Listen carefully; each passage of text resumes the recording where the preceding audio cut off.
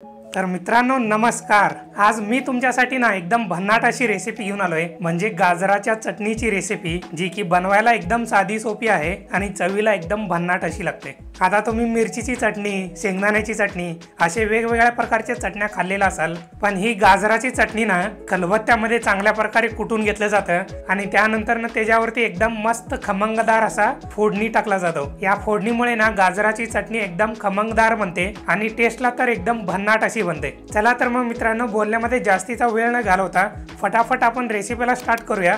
हो, पण त्याच्या आधी चॅनलला सबस्क्राइब करा, लाईक करा आणि कमेंट करायला विसरू नका। आता तुमच्यापैकी बऱ्याच लोकांनी अजून चॅनलला सबस्क्राइब नाही केलेले, म्हणजे 1% लोकांनी फक्त सबस्क्राइब केलेले, बाकी बऱ्याच लोकांनी अजून सबस्क्राइब नाही केलेले, तर चॅनलला नक्की सबस्क्राइब करा। चला आता फटाफट रेसिपीला सुरुवात करूया।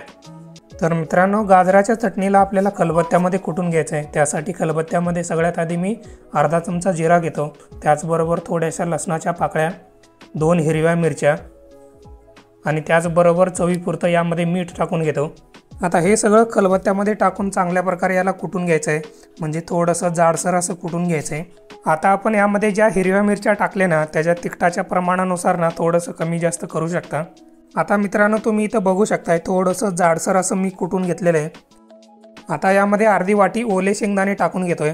तुम्ही भाजलेले शेंगदाणे पण यामध्ये टाकून घेऊ शकता, पण भाजलेले जे शेंगदाणे असतात ना त्याची वरची साल काढून घ्यायची आणि ते शेंगदाणे यामध्ये टाकून घ्यायचं आणि थोडंसं जाडसर असं कुटून घ्यायचं।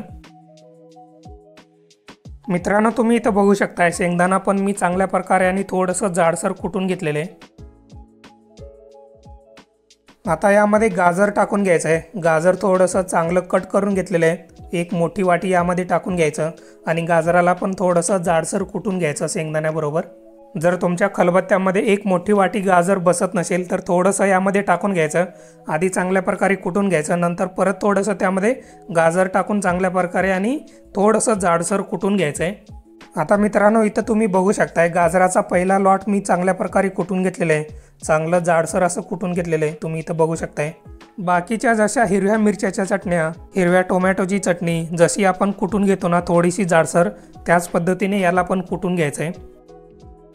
पहिला लॉट तर चांगल्या प्रकारे मी कुटून घेतलेलं आहे। आता दुसरा लॉट पण मी चांगल्या प्रकारे कुटून घेतो, चांगलं जाडसर असं कुटून घेतो।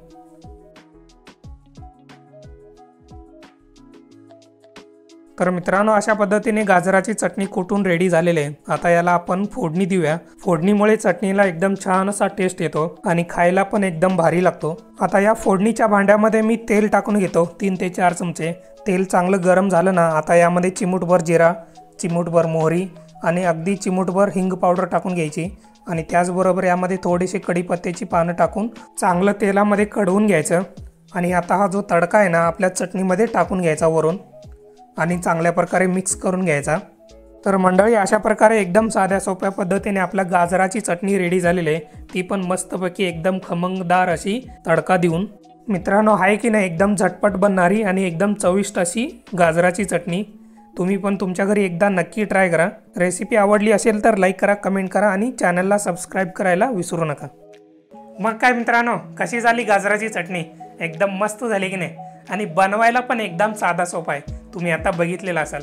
गाजराचा सीझन जेव्हा चालू होतो ना, तेव्हा एकदम फ्रेश, एकदम ताजे ताजे गाजर मार्केटमध्ये भेटून जातात, तेव्हा ही चटणी तुम्ही नक्की बनवू शकता। टेस्टला एकदम अप्रतिम लागते आणि झटपट अशी तयार होते, तुम्ही आता बघितलेला असाल। चला तर मग जाता जाता रेसिपी आवडली असेल तर लाईक करा, कमेंट करा आणि चॅनलला सबस्क्राइब करायला विसरू नका बरं, नक्की करा।